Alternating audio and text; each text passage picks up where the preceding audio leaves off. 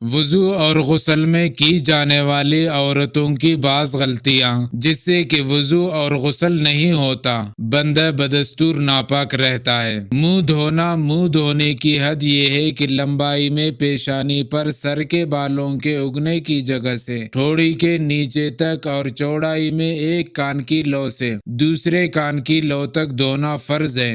دونوں ہاتھوں کا کوہنیوں سمیت دھونا، انگوٹھی، کنگن وغیرہ کے نیچے پانی پہنچانا، اور اگر وہ ایسے تنگ ہو کہ بغیر ہلائے پانی نہ پہنچ سکے تو ان کو ہلا کر پانی پہنچانا فرض ہے۔ اگر کوئی چیز آٹا وغیرہ ناخنوں وغیرہ میں جمع ہوا ہو تو اس کو چھڑانا بھی فرض ہے۔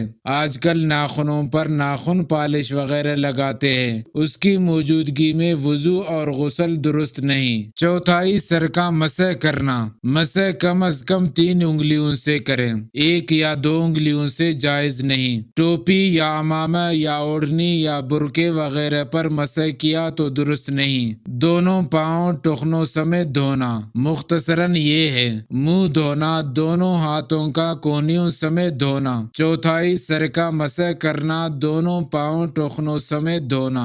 وضو، غسل اور تیمم میں کوئی واجب نہیں ہے، یعنی وہ واجب جو عمل میں فرض سے کم درجہ رکھتا ہوں۔ بعض کتب میں کچھ واجبات لکھے ہیں، وہ یہ ہے: داڑھی اور مونچھیں اگر گنجان ہو کہ نیچے کی کھال نظر آئے تو ان بالوں کا دھونا، کوہنیوں کا دھونا، ٹخنوں کا دھونا۔